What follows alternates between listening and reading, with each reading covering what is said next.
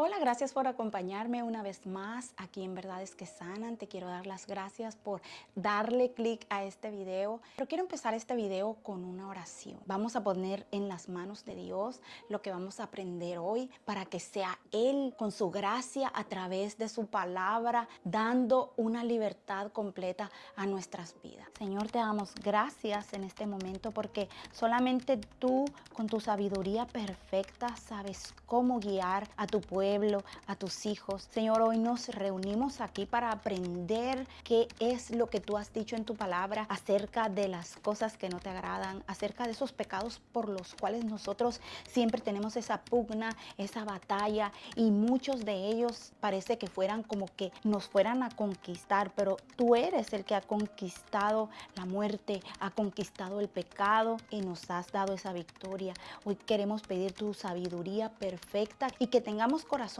abiertos para que podamos ser libres de una vez por todas en el nombre de Jesús. Amén. Y yo sé que muchos de ustedes han batallado, han luchado, han dicho, Señor, ¿cómo puedo dejar esto? Y no han encontrado como que la manera, o tal vez no se han esforzado mucho. En fin, pueden haber muchos motivos por los cuales nosotros sigamos en cosas y practicando ciertos pecados sin que son tan difíciles de decirles no. Pero en este video vamos a aprender cuáles son esos pecados más comunes por los que nosotras, las mujeres, batallamos, cómo de una manera práctica vamos a aprender a tener conquista sobre ella. Y quiero empezar con el pecado de la amargura y la falta de perdón. Tenemos muchos ejemplos en la Biblia. Ustedes se acordarán de Noemí cuando estaba llena de amargura porque el Señor, decía ella, le había quitado lo más precioso. Pero en el caso de Noemí, Noemí había tomado malas decisiones y por esas malas decisiones, pues bueno, se tienen que pagar consecuencias muchas veces. Son eventos de la vida, pero gracias a esos eventos que fueron desafortunados desde una perspectiva, hoy tenemos al Mesías, porque de esa maldición salió la mayor bendición que nosotros podemos tener, que es nuestro Señor Jesucristo. La amargura, que es el envenenamiento del espíritu. El espíritu está envenenado, buscando culpables, quién me las hizo para que me las pague. Tal vez te levantas en la mañana amargándole la vida a toda la humanidad, culpando a todos por tu culpa es que estoy así, por tu culpa tengo este problema, es que ustedes me hicieron eso, y vivimos señalando a los demás, pero nos estamos llenando de un veneno. Nos estamos comiendo un veneno constante donde la persona infestada de todo ese veneno eres tú mismo y no te das cuenta. Entonces le das un poder a los demás de gobernar tu vida. Cualquier cosa te da rabia, si pasa una mosca te da rabia. Entonces todos esos elementos, todas esas circunstancias y situaciones son las que tienen el control. Y quiero decirles algo, nosotros hay cosas que podemos controlar y otras cosas que no podemos controlar. No podemos controlar el tráfico, pero sí podemos controlar las reacciones que tenemos cuando vamos en medio de un gran atrancón. No podemos controlar lo que otro piense de mí, pero sí puedo controlar lo que yo creo que Dios en la palabra dice acerca de lo que yo soy. Entonces es cambiar un poco la perspectiva. Segundo, celos, envidia y avaricia. Este grupo de pecados los voy a definir en este orden. Celos, resentimiento del éxito de los otros. Envidia es el deseo por lo que tiene el otro, lo que hoy se le conoce como la justicia social. Y avaricia es el deseo de poseer más de lo que se tiene. Estos pecados están muy alineados con el corazón. Esos deseos del corazón, esas concupiscencias por la cual muchas veces somos seducidos y no sabemos cómo manejarlas. Un ejemplo de ello es la mujer que codicia al hombre ajeno.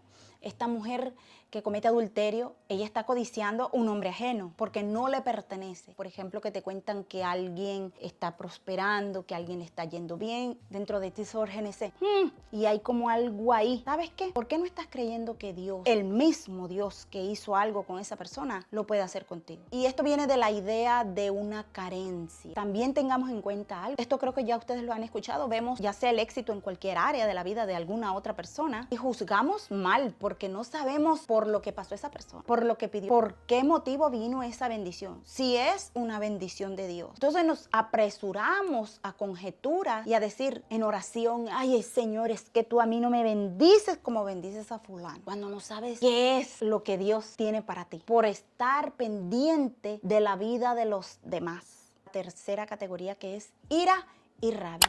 Esto habla de un dolor acumulado. Cuando, no sé si a veces te han tocado en una herida y a ti te duele, porque ahí hay algo abierto. Hay una factura que no se ha pagado, hay una cuenta pendiente, hay alguien en esa cárcel del corazón al cual no se ha perdonado y que ese ensayo lo tienes fresco. Y te levantas, en vez de meditar en la palabra de Dios en el día y en la noche para que puedas sanar ese corazón, lo que haces es que meditas en la noche, repasas la conversación y vuelves otra vez, y le añades más escenas a esa película, y entre más añades, más ira te da, más rabia te da. Y en la ira del hombre no obra la justicia de Dios. Tú no le puedes pedir a Dios, bendíceme Señor, si aquí tienes una ira, porque es algo que te está infectando. Tú no puedes decirle en el altar del Señor a pedir que te bendiga cuando tú tienes facturas pendientes por pagar con otra persona. Hay que tener mucho cuidado, porque como que si te tomaras un cóctel de limón, de jugo de tiburón, te levantas con ira, le contestas a la gente con rabia, golpeas a tus hijos, intratas a tu esposo y crees que todo el mundo tiene que ir a cómo va tu barco. Y eso también es orgullo, porque nos creemos superiores. Dios dice en la palabra que Él mira de lejos. ¿A quién?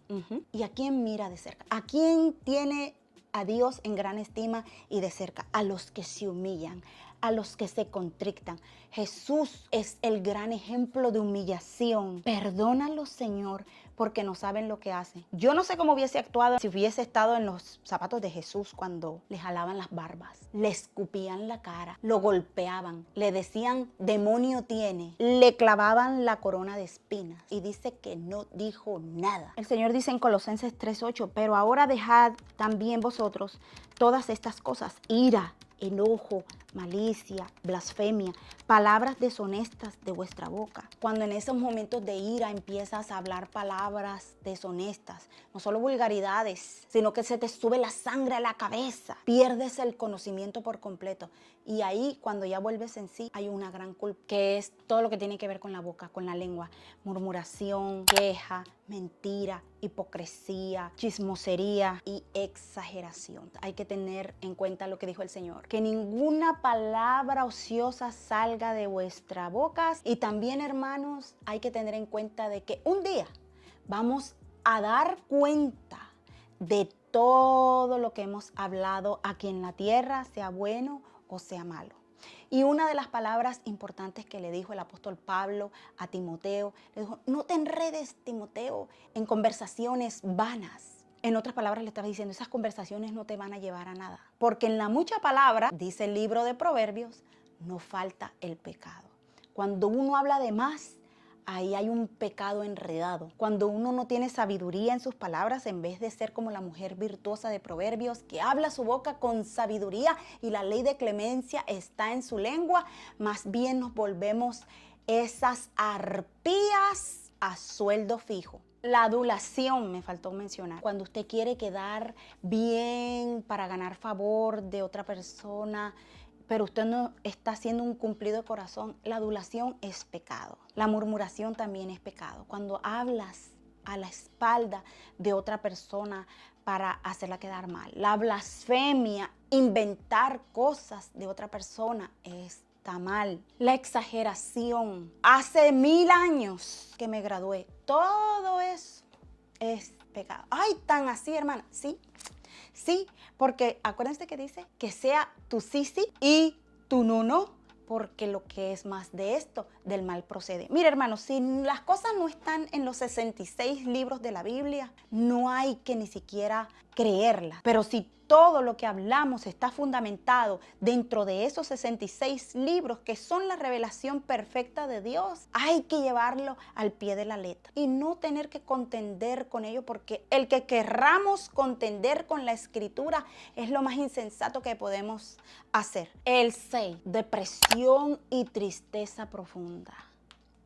No que la depresión en sí sea un pecado, pero en los momentos que estamos bajo esa presión emocional, tomamos decisiones que nos llevan a pecar. La persona que está en esa gran depresión, en un momento, lo que va a hacer es que va a tener incredulidad, no va a confiar en Dios, y eso es pecado. En esos momentos, muchas mujeres lo que hacen es que buscan el cariño, esa falta de amor puede ser, y van a irse a entregar en brazos del uno y el otro. En aras de mitigar ese dolor, te puedes ir a tomar, y cuando la mujer toma, pues pasan cosas que no deben. En la Biblia encontramos en los Salmos muchas de las depresiones en las que estaba David. En el suelo está mi alma, una depresión profunda, causa de la tristeza. David decía, pero en ti confiaré, pero en ti esperaré. Entonces él se mantuvo en esos momentos de tristeza. Jesús también sintió depresión en el momento cuando iba a ser entregado, en el momento cuando iba a ir a la cruz, en el momento cuando sabía, y aquella desesperación le hizo derramar esas gotas de sangre, y ahí fue consolado porque oró. Entonces hay una depresión, pero también hay una salida. Y el séptimo, que son los pecados de inmoralidad sexual. Y para que ustedes sepan, es lo más difícil de romper. Son los pecados de la carne, que tienen que ver con la carne, pero también que tienen que ver con todo lo que tiene que ver con la función mental, todas estas hormonas que segregan al cerebro, estas informaciones de muy fuertes que está teniendo el cerebro, y que el cerebro se vuelve adicto a ello, y por eso es muy difícil de romper este pecado, y también porque es una atadura espiritual. Y dentro de estos pecados de inmoralidad sexual tenemos homosexualismo, masturbación, pornografía, cierto tipo de películas y de literatura que tienen contenido erótico, adulterio, incesto, relaciones que se tienen en la mente, fornicación, pedofilia, los pedófilos, los que dicen que amor es amor también, todo eso. Acuérdense, hermanos, que por ese pecado de Sodoma y Gomorra, de la inmoralidad sexual, Dios los destruyó. Dice la Biblia que desde el menor hasta el mayor. ¿Qué hace una sociedad para que hasta el menor esté corrompido? Un menor corrompido inmoralmente en este ámbito. Qué terrible tuvo que haber sido el pecado de Sodoma, que hasta los menores eran testigos de la aberración que se cometía de día y de noche, y fueron partícipes de eso, y Dios tuvo que destruir hasta a los menores. ¿Qué está pasando en nuestra sociedad del día de hoy? Usted sabe que amor, es el eslogan de la bandera de los colores, o el colectivo de todas las letras del abecedario. Dicen que amor es amor porque la última meta de ellos es desmoralizar tanto a la sociedad y desensibilizar a los niños, para que cuando se implementen leyes en los gobiernos, los padres de familia queden inhabilitados para reclamar el derecho sobre sus hijos, y que si un adulto quiere tener una relación con un menor, no haya ninguna ley que se lo prohíba. Esa es la finalidad del amor.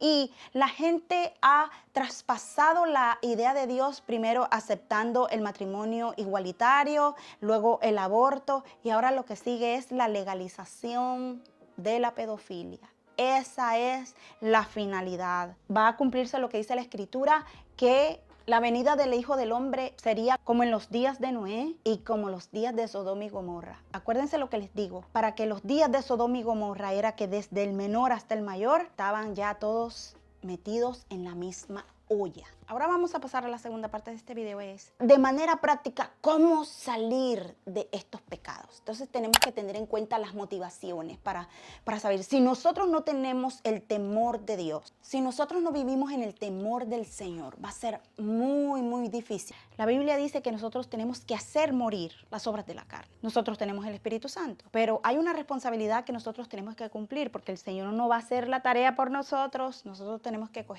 agarrar el cuaderno de notas y ponernos a trabajar. Y esta puede ser la parte incómoda, pero vale la pena.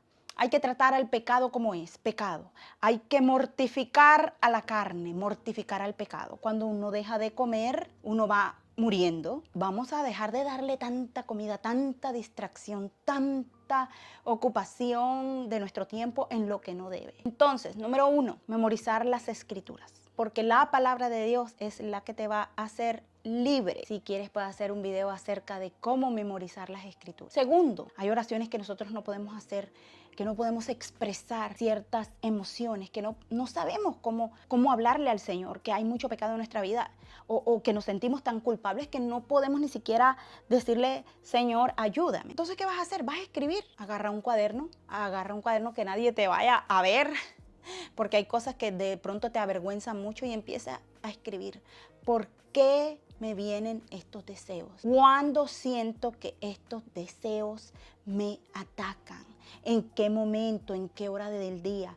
Y miren, nosotros no podemos atacar lo que no vemos, lo que no sabemos, lo que desconocemos. Entonces, como vigilantes, como el que vigila al ladrón o le hace cacería al ladrón que lo viene a robar todas las noches, te vas a ponerle a hacer cacería a todas esas inconsistencias que tienes en tu vida, y vas a analizar también tus emociones, de cómo te sientes después que pecas. Todas esas cosas consignadas en el papel te van a ayudar mucho para poder salir de esto. Tercero, no se puede hacer nada sin ayuno y oración. Ayuno, palabra y oración. No te sientas mal si al principio no ves un cambio, pero tú tienes que insistir y persistir. Y comprométete a que esto lo estás haciendo por amor a ti mismo y lo estás haciendo por amor a los tuyos. Y no te voy a dar tantas ideas de lo que tienes que hacer, porque esas son más que suficientes para empezar hoy mismo. Y la última es, asegúrate de que realmente tú tienes al Espíritu Santo y que tú eres cristiano. Porque a lo mejor vas a la iglesia, pero tú no sientes que hay un cambio, pero tú no sientes a Dios, tú no tienes deseos de Dios. Si yo fuera tú, me aseguraría de que yo realmente tengo una relación con el Señor. Porque el que tiene una relación con Dios quiere agradar a su Dios y necesita y siente, y el Espíritu Santo lo lleva a ese deseo de buscar más de Dios. Entonces yo creo que con esto he dado por terminado. Nos vemos en el próximo video.